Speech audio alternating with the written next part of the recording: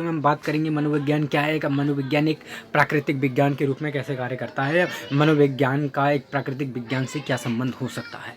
तो दोस्तों जैसा कि पूर्व में ही बता दिया था हमने कि जो मनोविज्ञान की उत्पत्ति है या मनोविज्ञान की उत्पत्ति या उद्भव कैसे हुआ है, वो हुआ है दर्शन शास्त्र से। ठीक है दोस्तों, उसी प्रकार लेकिन जो हमारा आधुनिक मनोविज्ञान है उसका विकास किससे हुआ है दोस्तों, मनोवैज्ञानिक गोचरों से। अर्थात जो भी हम मनोवैज्ञानिक कारण हैं उनके जानने के अध्ययन करते हैं, तो अगर उसमें हम वैज्ञानिक विधियों का इस्तेमाल कर देते हैं तो दोस्तों उससे हमारा किसका विकास हुआ है, आधुनिक मनोविज्ञान का।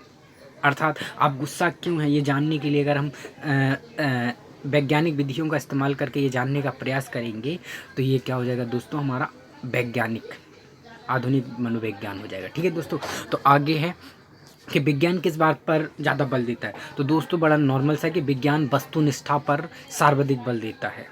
ठीक है, जो क्या करता है, जो कि एक संप्रत्यय, जो कि कोई सा भी कॉन्सेप्ट है उसकी परिभाषा देता है। कि जैसे मान लीजिए कि आप मान लीजिए डरपोक हैं, तो आप डरपोक क्यों हैं, ये एक संप्रत्यय हो गया, एक कॉन्सेप्ट हो गया कि आप डरते क्यों हैं।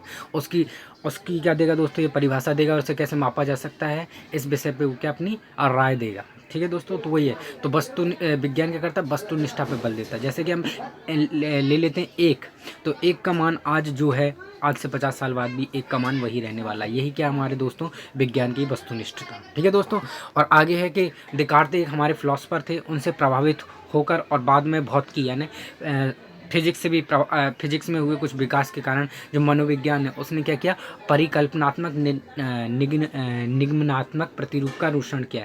अर्थात दोस्तों कि हम क्या चाहते हैं इसके लिए हम पहले से एक परिकल्पना कर लेते हैं कि दोस्तों अगर आपको हमने कह दिया कि हम आपको पुरस्कार देंगे और उसके बाद कहा जाए कि आप अगर आप रिज़ल्ट अच्छा लाते हैं तो आपको पुरस्कार के रूप में 5,000 रुपये दिया जाएगा, तो ये मानकर चला जाएगा कि इसके लिए डेफिनेटली है कि आपका जो रिज़ल्ट है वो स्वाभाविक तौर पर अच्छा ही आएगा। ठीक है दोस्तों, तो यही है, परिकल्पनात्मक किया गया, उसके बाद उसका एनालाइज किया जाता है तो रिज़ल्ट पॉजिटिव ही मिलते हैं। ठीक है दोस्तों, आगे है इसके अनुसार क्या करते हैं कि कोई सिद्धांत उपलब्ध होता है और उससे क्या होता है दोस्तों, विज्ञान की उन्नति भी होती है। ठीक है दोस्तों, क्योंकि वैज्ञानिक है। उदाहरण के लिए दोस्तों यहाँ भौतिकविदों ने जो फिजिसिस्ट थे या भौतिकविद थे, सॉरी, जो ज्योग्राफी वाले थे, ठीक है, जियोलॉजिस्ट थे, उन्होंने क्या किया, पृथ्वी की उत्पत्ति के जैसा विवरण दिया था कि पृथ्वी का निर्माण कैसे हुआ, एक विस्फोटक के कारण हुआ है। ठीक है, और उसकी आज व्याख्या भी की जा रही है दोस्तों। इसी प्रकार से हमारा जो मनोविज्ञान है वो भी इसी प्रकार से अब कार्य करता है एक विज्ञान के रूप में। ठीक है, और दोस्तों अब ये आता है कि सिद्धांत क्या है। क्वेश्चन आ जाए अगर दोस्तों सिद्धांत क्या है, तो दोस्तों सिद्धांत, तो आप कहेंगे कि सिद्धांत कुछ नहीं है बल्कि कुछ कथन होते हैं जो यह बतलाते हैं कि इसकी जो भी आपका समस्या है उसकी व्याख्या कैसे की जानी है और वो एक दूसरे से किस प्रकार से संवेदित हो सकता है और वो एक दूसरे की सहायता कैसे कर सकता है। ठीक है दोस्तों, अर्थात हम ये कह सकते हैं कि अगर एक बच्चे का विकास नहीं हो पा रहा है तो क्यों नहीं हो पा रहा है, ये हम एक सिद्धांत देंगे और उसके बाद उसे समझाने का प्रयास करेंगे और उसकी एक दूसरे से लिंकिंग देखेंगे। ठीक है दोस्तों, आगे है कि एक सिद्धांत पर आधारित वैज्ञानिक निगमन तथा एक परिकल्पना का प्रस्ताव करता है जो एक काल्पनिक व्याख्या प्रदान करता है कि कोई निश्चित गोचर कैसे घटित होगा। जैसा कि दोस्तों मैंने बता दिया कि विज्ञान करता है क्या, एक सिद्धांत, एक थ्योरी देता है और उसको हम क्या करते हैं दोस्तों, प्रूफ करते हैं।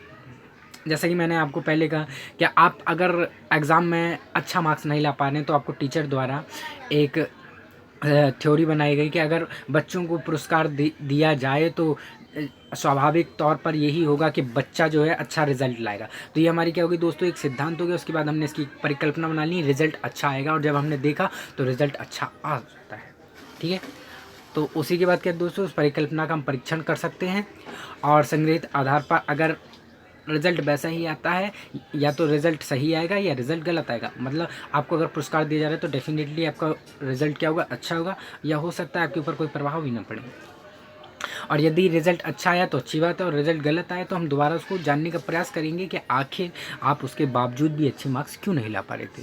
ठीक है दोस्तों, और इसी प्रकार के जो परिकल्पनाएँ, जो सिद्धांत है जिनका इस्तेमाल किया गया साइकोलॉजी में, वो किया गया है अधिगम यानी लर्निंग के ज़रिए, जैसे मैंने कहा कि आप कैसे अच्छा सीख सकते हैं, स्मृति मेमोरी के ज़रिए कि मेमोरी को कैसे बढ़ाया जा सकता है, क्या किया जाए कि आपकी मेमोरी शार्प हो जाए, अवधान अर्थात आपके सुनने की पावर को कैसे बढ़ा दिया जाए, प्रतिक्षण आप किसी चीज़ को कैसे कैच कर लिए, ठीक है। जैसे मान लो दोस्तों मैंने सामने आपके फिगर रख दिया 2 to 5, तो अब उसको बोलेंगे ये क्या लिखा है, आपने तुरंत ही कैच करके बता दिया 2 to 5 है, इसका मतलब आपकी प्रतिक्षण क्षमता अच्छी हो रही है। उसी पर अभिप्रेरणा, आपको कैसे मोटिवेट रखा जाए किसी कार्य को करने के लिए, जैसे मैंने कहा आपको पुरस्कार देकर आप क्या किया जा सकता है, मोटिवेट। संवेग, आप अपने इमोशन के द्वारा, मान लो किसी बात से इमोशन से जोड़ दी जाए कि आप ऐसे करेंगे तो आपके मम्मी पापा को अच्छा लगेगा, तो आपकी भावनाओं से जुड़ेगा। तो ऐसे सिद्धांत कई प्रकार से क्या हमारे मनोविज्ञान में लाए गए हैं, ठीक है दोस्तों।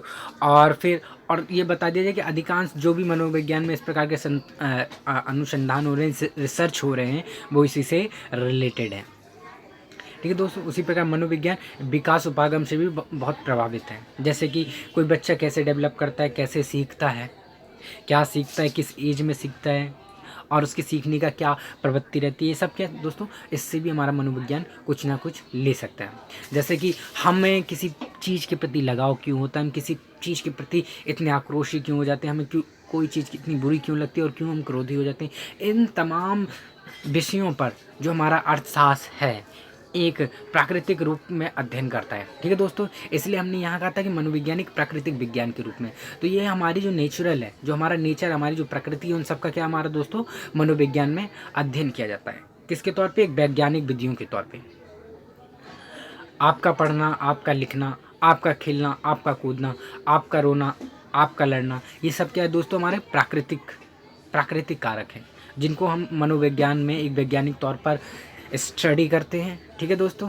तो आज की वीडियो में बस इतना ही, और इसके अलावा अगर और कुछ इस वीडियो में आपको कोई डाउट है तो आप पूछ सकते हैं। और जैसा कि मैंने आपको बता दिया है कि इसमें आपको जो इम्पोर्टेंट है ये हो सकता है कि विज्ञान किस बात पर बल देता है, पॉइंट नंबर 3 को नोट कर लीजिएगा दोस्तों। और आगे जाके सिद्धांत क्या होते हैं दोस्तों, इस बात को ज़रूर नोट कीजिएगा अपनी कॉपी में, ठीक है। तो 7 और 8 पॉइंट को नोट कर लीजिएगा। और उसके बाद दोस्तों परिकल्पना का क्या किया जाता है, इसके लिए 9 और 10 को नोट कर लीजिएगा दोस्तों। बस आज की वीडियो में इतना ही, और आज की वीडियो में इतना, जो भी आपको अच्छा लगा हो तो वीडियो को लाइक कीजिए, वीडियो को शेयर कीजिए और चैनल को सब्सक्राइब कीजिए।